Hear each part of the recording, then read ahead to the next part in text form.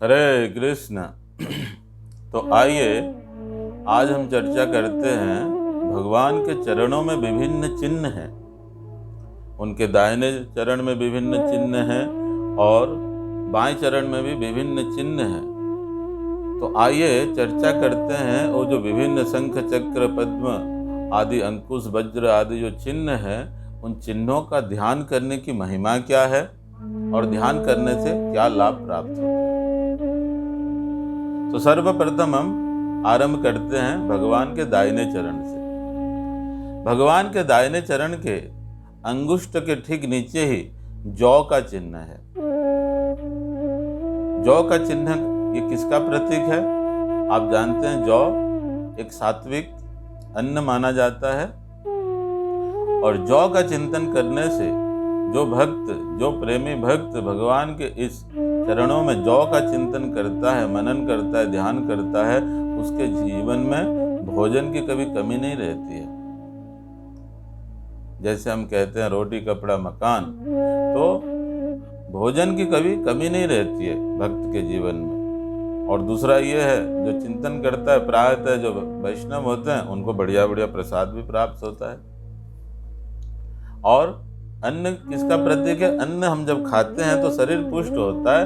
इसी तरह भगवान के चरणों का हम चिंतन करते हैं तो हमारा भक्ति पुष्ट होता है। ये जौ का लाभ है।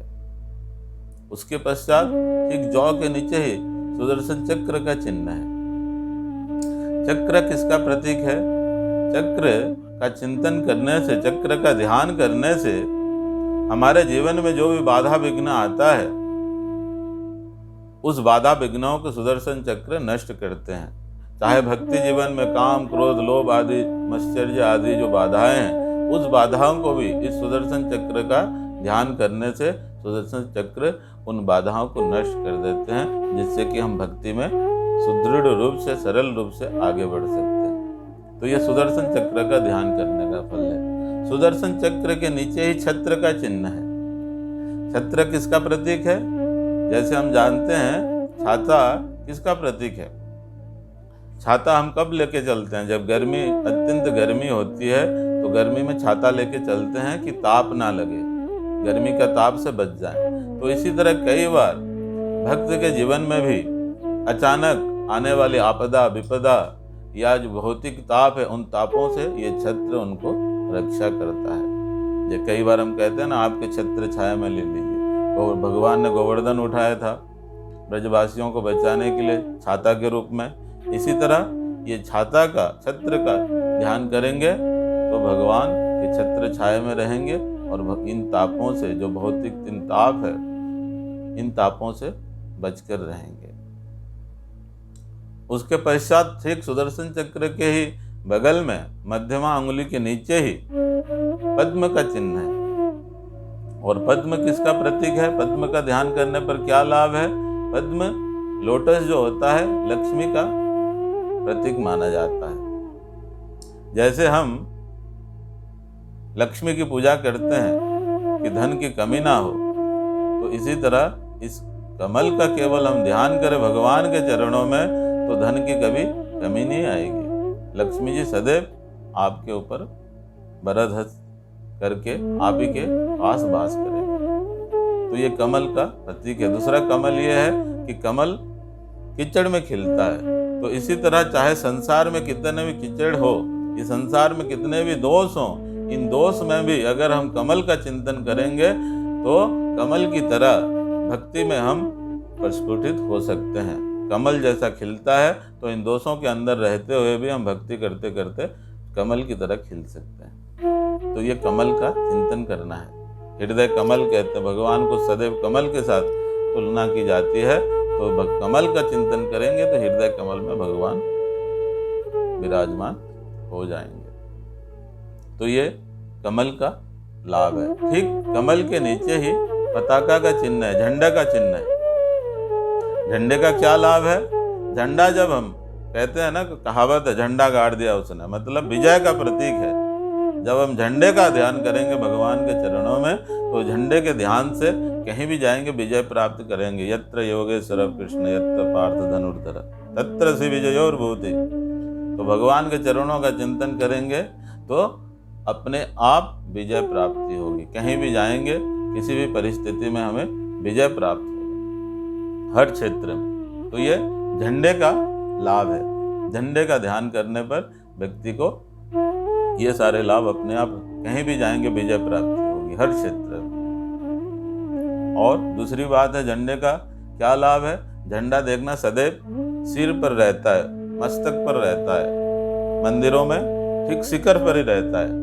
तो झंडे का जो चिंतन करता है तो अपने आप इस संसार में हो, भौतिक संसार में हो या भक्ति के पथ पर हो, शिखर पर पहुंचा देता है ये झंडे का चिंतन करने से, ध्यान करने से। उसके पश्चात ठीक कमल के बगल में ही जो भगवान के छोटी उंगली है चरणों की, उसके नीचे अंकुश का चिन्ह है। और सब जानते हैं अंकुश से क्या किया जाता है? नियंत्रण किया जाता है, अंकुश लगाना चाहिए। तो हमारे इंद्रियों को, जो भक्त हैं, भगवान के भक्त संत सदैव कोशिश करते हैं इंद्रियों को संयम करने के लिए। तो ये अंकुश का चिंतन करेंगे तो अपने आप इंद्रियां संयम हो जाती हैं भगवान की कृपा से। इंद्रियां अपने संयम में, अपने काबू में होती हैं। तो ये अंकुश चिन्ह का लाभ है, उसका ध्यान करने का लाभ है। और अंकुश के नीचे ही वज्र है। वज्र का प्रतीक क्या है? वज्र का ध्यान करने का लाभ क्या है? वज्र का ध्यान करेंगे, वज्र से क्या किया जाता है? बड़े बड़े पहाड़ों को भी आप चूर चूर कर सकते हैं। इसी तरह हमारे जीवन में जो भी पाप राशियों के पहाड़ है, उन पहाड़ों को भी इस वज्र के द्वारा, वज्र के ध्यान करके हम चूर चूर कर सकते हैं। या फिर भजन में भी कोई बाधा विघ्न आता है तो ये वज्र का ध्यान करते हैं तो वज्र उनको मार के भगा देता है। तो ये वज्र का लाभ है, वज्र के ध्यान करने का लाभ। और ठीक भगवान के चरणों के अंगुष्ठ से ही एक रेखा जो है, उनके चरणों के मध्य भाग से ही एक रेखा, ऊर्ध्व रेखा गई हुई है, जो कि अंगुष्ठ पर्यंत पहुंचती है। उस रेखा का ध्यान करने से सदैव भक्ति में उत्तरोत्तर वृद्धि होती रहती है, भक्ति कभी नष्ट नहीं होती है। इसका मतलब ये है, और ये जो सारी बातें मैं बता रहा हूँ, ये पद्म पुराण में और हमारे आचार्य लोग विभिन्न ग्रंथों में, गोविंद लीलामृत आदि ग्रंथों में इसका वर्णन किए हैं। इन चरणों का ध्यान करने का लाभ क्या है?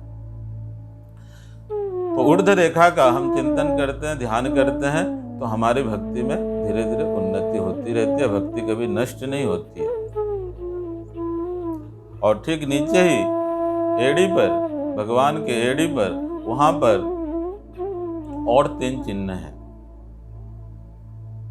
जंबू मतलब जामुन का चिन्ह है, स्वस्तिक का चिन्ह है और 8 कोण, अष्टकोण का चिन्ह है। स्वस्तिक का मतलब क्या होता है? स्वस्तिक का मतलब ये होता है, आप जानते हैं घर वगैरह बनाते हैं तो हम सनातन धर्मियों स्वस्तिक चिन्ह बनाते हैं मंगल वृद्धि करने के लिए। तो जो भक्ति करता है, भजन करता है, तो उसके जीवन में अपने आप हर कार्य मंगलमय होने लगता है, शुभ का अपने आप आगमन होने लगता है।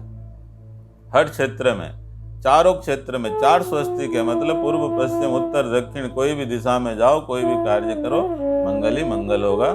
इस स्वस्तिक का अगर हम चिंतन करें, मनन करें, भगवान के चरणों में ध्यान करें तो। और जामुन का फल क्या है? जामुन का ध्यान करें तो क्या? 4 जामुन है। 4 जामुन, ये जम्बू फल जो होता है, ये सात्विक फल माना जाता है। और आप अगर कभी जामुन खाए हैं, जानते होंगे, जामुन जब खाते हैं तो जब रंग चढ़ जाता है, वो रंग निकालना मुश्किल होता है जीभा से। इसी तरह ये जामुन का अगर हम चिंतन करेंगे तो हमारे जीवन में भजन का रंग ऐसा चढ़ेगा कि फिर भजन छोड़ना मुश्किल हो जाएगा। भगवान को प्राप्ति करने का जो चाह है, वो जो रुचि है, वो ऐसा चढ़ जाएगा। ये जामुन का ध्यान करेंगे तो ऐसा चढ़ेगा, फिर ये निकालना मुश्किल हो जाएगा, भक्ति का रंग चढ़ जाएगा इसका ध्यान करने से। और अष्टकोण का मतलब क्या है? अष्टकोण हमारे ऐसे 8 दिशाएं माने जाते हैं, 10 दिशाएं माने जाते हैं, लेकिन ऊर्ध्व और अध को कई बार मानते नहीं है। तो ये अष्टकोण जो है 8 दिशाओं में, पूर्व, पश्चिम, उत्तर, दक्षिण और ईशान कोण, वायव्य कोण, आग्नेय कोण, तो इन कोणों में, नैऋत्य कोण, इन कोणों में भी, मतलब हर दिशाओं में आपका मंगल ही मंगल होगा, कोई भी कहीं भी चले जाए, इसका मतलब ये है। दूसरा, ये अष्ट सिद्धि का, ये ये प्रतीक है।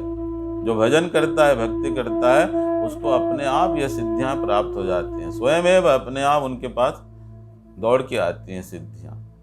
और दूसरा मतलब ये है कि अष्टकोण का जो ध्यान करता है तो भगवान की जो अष्टयाम लीलाएं हैं वो अपने आप स्वयं हृदय में स्फुरित होने लगता है। तो ये विभिन्न चरणों का मैंने आपको संक्षिप्त वर्णन किया, क्योंकि छोटा सा वीडियो में पूरा वर्णन नहीं कर सकते हैं। तो आपको थोड़ा सा ये ज्ञान दिया, तो थोड़ा समय निकाल के भगवान के चरणों में विभिन्न चिन्ह का आप अगर ध्यान करें तो इन सारे लाभों से लाभान्वित हो सकते हैं और भगवान की भक्ति में दृढ़ विश्वास उत्पन्न कर सकते हैं और सफलता प्राप्त कर सकते हैं। तो केवल हम दाहिना चरण की चर्चा किए, दूसरे वीडियो में मैं बाएं चरण के विभिन्न चिन्हों का चर्चा करूंगा। हरे कृष्ण।